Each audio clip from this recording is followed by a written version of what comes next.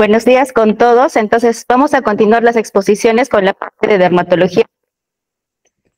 Como habrán notado ustedes en pediatría, la dermatología es una subespecialidad muy frecuente. Muchos niños acuden a consulta por estas patologías. Es por ello que deberíamos tener claras ciertas ideas.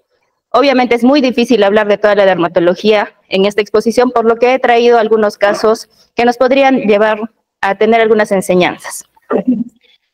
Entonces, el primero es un niñito de 6 años, masculino, natural y procedente de Tumbes, y es estudiante. Con un tiempo de enfermedad de 5 meses, nos dice que inicialmente una pápula no dolorosa en el antebrazo izquierdo. 2 meses después, es decir, 3 meses antes del ingreso, esta lesión se torna un tantito dolorosa, dice el paciente, pero luego ya comienza a ulcerarse y va incrementándose de tamaño. Y como no sana, es que acude por consulta externa. Sus funciones biológicas al ingreso estaban conservadas y en cuanto a antecedentes, el paciente nunca había salido de Tumbes, a excepción de su viaje para buscar atención médica. En el examen físico encontramos todo normal, excepto las lesiones de piel. Y aquí podemos ver estas 2 lesiones. Claramente vemos que son 2 lesiones ulcerosas. ¿Y cuáles son sus características? En dermatología es muy importante describir adecuadamente. Jamás deberían mandarnos interconsultas como: paciente tiene lesiones dérmicas, se solicita evaluación. Al neumólogo nunca le mandamos paciente presenta ruiditos, ¿verdad? Son conceptos muy claros, creépitos, subcrépitos, pero en la dermatología son las lesiones elementales. Entonces, en este caso, ¿cuál es la lesión elemental? La úlcera. Entonces, vemos 2 úlceras. ¿Y cuáles son las características de esta? Nos llama la atención que los bordes son limpios, miren, bien definidos, limpios, un tanto eritematosos, un poquito violáceos. ¿Y el lecho cómo es?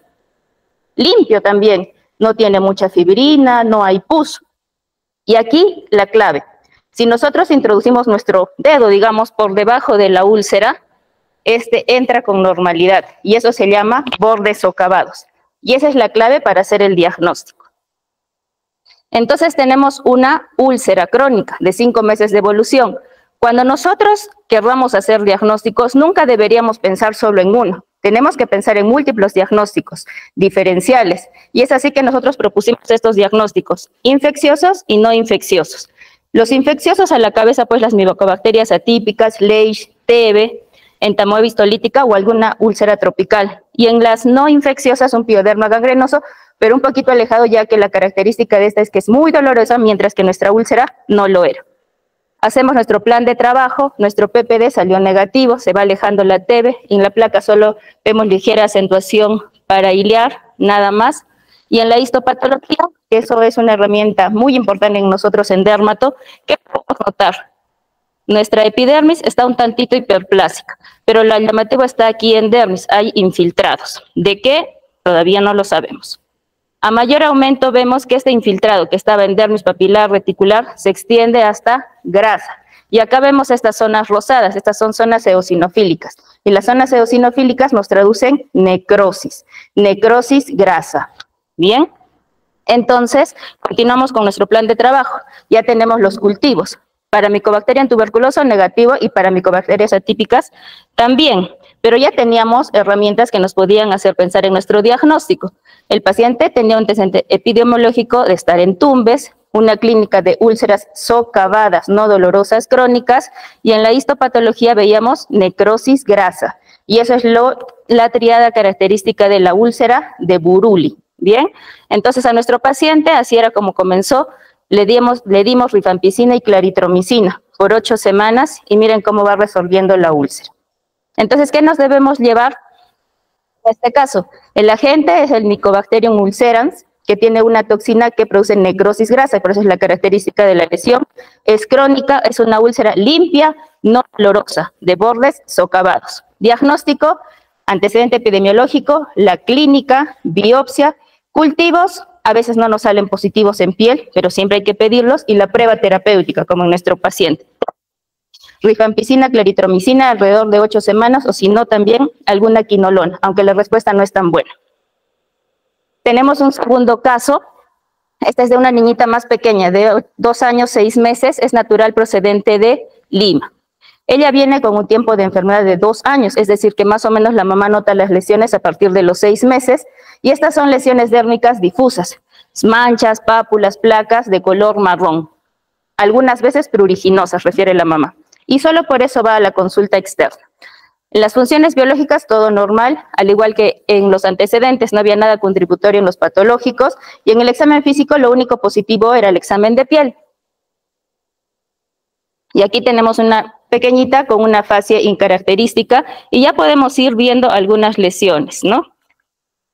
Acá vemos, por ejemplo, máculas marrones de bordes irregulares, poco definidos, y en el tronco, máculas, manchas, más de 1 centímetro, marrones, algunas eran palpables, entonces eran pápulas y placas marrones.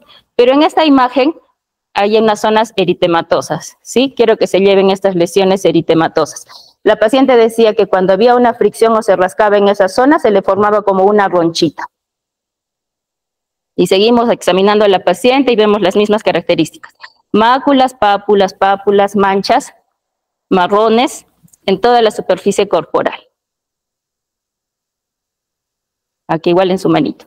Entonces, tenemos estas lesiones ya descritas, pensamos en entidades inflamatorias, mastocitosis en la cabeza, urticaria papular, la histiocitosis, una sarcoidosis papular, y dentro de las infecciosas, una TB cutánea, variedad Lichen scrofulosorum, otra forma de TB puede ser una diseminada, y dentro de los neoplásicos, una leucemia cutis, como una infiltración.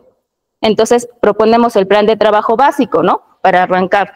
Idealmente no se pide todo, ¿no? Porque sería despilfarro de dinero, no tenemos los medios, entonces hay que estar un poco enfocados. Nuestro principal diagnóstico nos abocamos a eso. No encontramos nada sugerente, vamos pasando a otros, ¿no? Entonces pedimos un hemograma y una biopsia de piel. Nuestro hemograma no tenía nada contributorio, como podemos evidenciar, y en la biopsia de piel podemos ver a menor aumento una epidermis normal, y en dermis vemos algunas zonas donde hay infiltrados.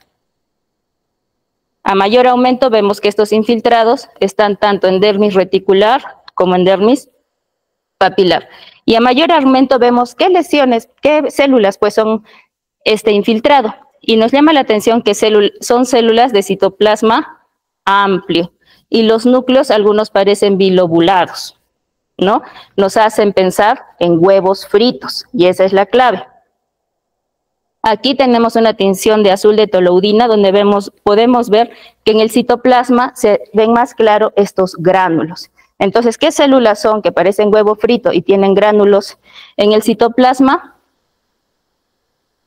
Bien, entonces tenemos nuestro paciente con estas lesiones crónicas, la patología clásica, y hacemos el diagnóstico de una mastocitosis cutánea que forma una urticaria pigmentosa. Entonces, ¿qué es la urticaria pigmentosa? Su sinónimo es la mastocitosis maculopapular, que ese es el nombre actualmente aceptado. Epidemiología. Tenemos varios tipos de mastocitosis, enfermedades por mastocitos. Las mastocitosis cutáneas, las sistémicas y las neoplásicas. Dentro de las cutáneas, el 90% van a ser urticarias pigmentosas. No hay predisposición en hombres o en mujeres, es igual. El 80% se va a hacer diagnóstico en pequeñitos, antes de los 2 años, y el 2% va a tener antecedente familiar, y estos tendrían una mutación en el c-KIT. La clínica, las lesiones dérmicas características, ¿no? Que hemos dicho, máculas, manchas, pápulas o placas marrones. Y el signo de Darier, lo que les mencioné, cuando se rascaba se formaba como una ronchita. Ese es el signo de Darier, que es clásico de la mastocitosis. Otras molestias, síntomas que el paciente puede referir son el prurito o flashing. Y entendamos que los mastocitos, ¿qué tienen en su citoplasma? ¿Qué tienen? Lo que nos causa la alergia, ¿verdad? Entonces, cuando activamos, se degranulan y se libera, ocasionando principalmente dolor abdominal, dolor osteoarticular y cefalea. Bien, hasta puede llegar a ser un shock anafiláctico. Entonces tenemos que tener cuidado en estos pacientes. El diagnóstico es muy característica en la clínica, corroboramos con la histopatología y recontra importante los laboratorios, porque de arranque nosotros no sabemos que solo es cutáneo, ¿verdad? Hay un porcentaje, aunque pequeñito, de que tenga alteración sistémica. Y esa alteración sistémica es a la cabeza, médula ósea, Entonces, ¿qué tengo que pedir de arranque? Hemograma. Y en segundo lugar, gastrointestinal, entonces un perfil hepático. Y también otro marcador que nos indica si es sistémico o no es la triptasa sérica. Está aceptado que más de 20 nanogramos por mililitro nos da alta sospecha que haya sistemicidad. Y en cuanto al tratamiento tópico, en verdad no hay nada que sirva. Más que todo son las medidas generales de prevención para evitar la liberación de la histamina. ¿Y cuáles son esos? Calor extremo, frío extremo, estrés, cirugías, los AINES. Hay que tener mucho cuidado, porque si exponemos a estos pequeñitos a estos desencadenantes, podríamos llegar hasta un shock anafiláctico. Y si es muy molesta las molestias, pues redundantemente del niñito, daremos antihistamínicos, idealmente de segunda generación, ¿no? Y el seguimiento. ¿Cuándo tenemos que estar alertas en estos pacientitos? Cuando las lesiones persisten después de la pubertad o sus niveles de triptasa sérica aumentando con el tiempo, no van disminuyendo con el tiempo, entonces eso nos alerta. Bien, el tercer caso es de un pequeñito de 4 meses, natural y procedente de Lima, que acude con 2 meses de enfermedad, con lesiones tipo pápulas eritematosas en tronco y abdomen. 1 mes y medio antes del ingreso, estas lesiones también se extienden a extremidades y se asocia a irritabilidad del paciente. Entonces, 1 mes antes del ingreso, como no funciona las medidas generales que le daba la mamá, le lavaba con jabón de ropa, con azulacho, no funcionaba, va a la farmacia y le dan betametasona. Con esto las lesiones aumentan, por ello finalmente acude a consulta externa. En las funciones biológicas, el bebito todo estaba aparentemente conservado, tenía lactancia materna exclusiva, hospitalizado, estuvo previamente al mes por un síndrome febril y dentro de los gestacionales todo normal, no había ningún signo de inmunosupresión en la mamá. En el examen físico todo era normal excepto la piel y aquí vemos un pequeñito en aparente regular estado general con lesiones generalizadas. ¿Y qué son? Máculas, pápulas, eritematosas, escoriaciones, algunas pústulas, y nos damos cuenta que no solo es en pliegues, sino también en zonas extensoras, está generalizado esto, ¿verdad? Y respeta casi en su totalidad el rostro. En las manitos, ¿qué podemos ver? Acá ya llama la atención algo, hay estas placas hiperqueratósicas, y no sé si logran ver, acá hay como unas rayitas, como unos caminitos ondulantes, ¿ya? Y cuando vemos los piecitos, ya vemos estas placas hiperqueratósicas, blanquecinas, fisuradas. Entonces acá ya sabemos más o menos qué puede ser, entonces le decimos, señora, a ver, descúbrase. Y notamos en la zona periumbilical, entre los dedos, escoriaciones, máculas y pápulas eritematosas. Pedimos exámenes auxiliares. ¿Por qué? Porque esta entidad, entre comillas, da a inmunosuprimidos, ¿no? Entonces no da un competente, aparentemente, pero su hemograma estaba normal, los serológicos también, y corroboramos nuestro diagnóstico en un examen directo de ácaros que salió positivo. Entonces tenemos una clínica característica, ¿no? El antecedente familiar también de padecer las molestias, el resultado positivo del directo, tenemos una sarna costrosa, pero lo llamativo es que era en un paciente inmunocompetente. Le iniciamos tratamiento con permetrina al 5%, pero después de la primera sesión la mamá dijo que le irritó la piel y lo abandonó. Entonces usamos azufre al 5% en 2 ciclos. Y vemos aquí cómo va mejorando la pacientita, pero persisten las lesiones, así que tendríamos que prolongar el tratamiento. Entonces, ¿qué nos llevamos ahí? El agente es el Sarcoptes scabei, tiene curso agudo. ¿Y cuándo sospechamos de la escabiosis? Polimorfismo de lesiones, o sea, vemos de todo, máculas, pápulas, pústulas, escoriaciones, todo en un solo paciente. En el adulto solemos ver zonas clásicas, entre los dedos, alrededor del ombligo, genitales, axilas. Pero en los pequeñitos podemos verlo en todo lado, como hemos visto aquí. Pero esta es una forma peculiar, que es la sarna costrosa. ¿Y cómo hemos hecho el diagnóstico? Viendo esas placas queratósicas blanquecinas en zona acral, muy pruriginoso. Y les dije, miremos las manitos del bebé, que tenía unas cositas como caminitos ondulantes, que son los surcos acarinos. Esa es la clave para hacer el diagnóstico.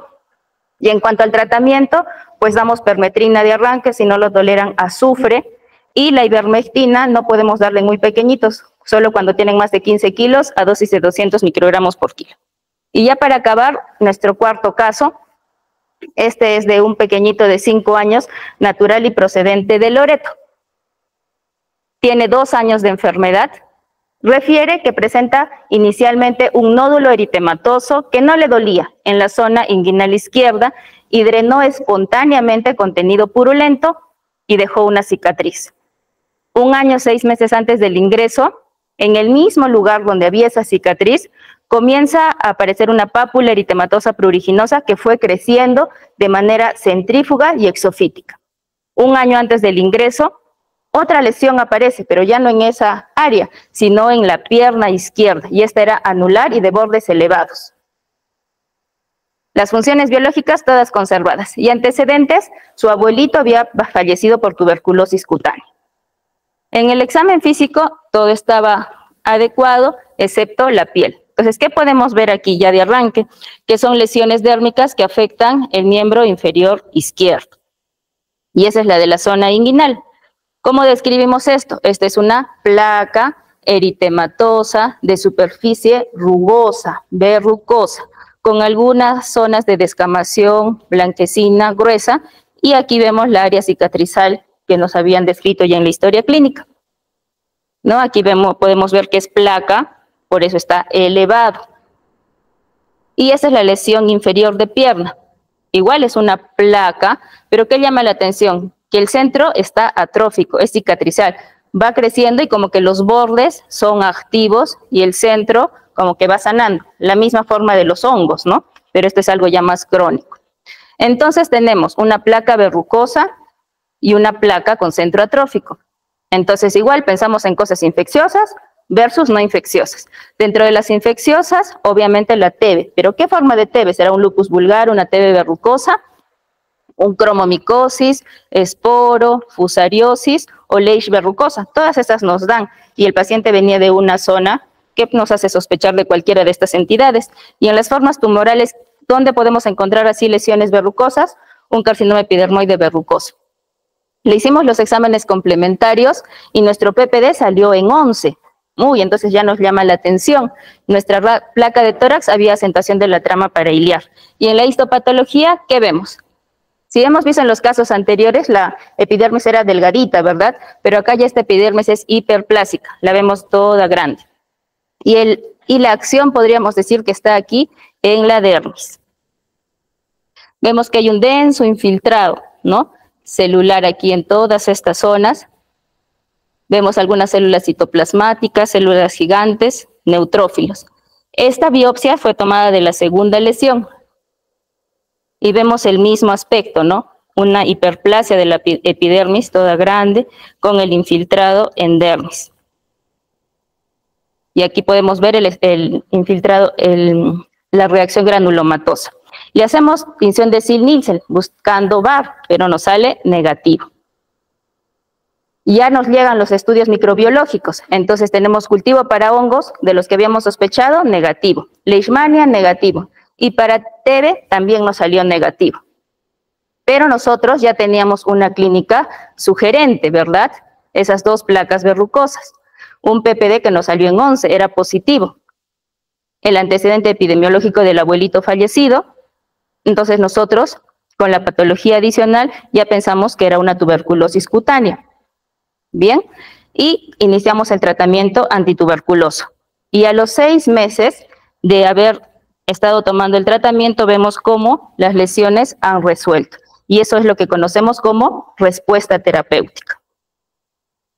Y aquí pues tenemos cómo se hizo el diagnóstico, aunando los hallazgos clínicos, inmunológicos, epidemiológicos, la patología y la respuesta terapéutica. Bien, entonces, ¿qué nos tenemos que llevar aquí? La tuberculosis cutánea, muy conocida en nuestro medio, producida por el Mycobacterium tuberculoso. La epidemiología, nuestra zona Arequipa no es una zona endémica, pero obviamente por el movimiento poblacional y todo tenemos que estar alerta porque vienen pacientes de zonas con prevalencias altas como Lima, el Callao.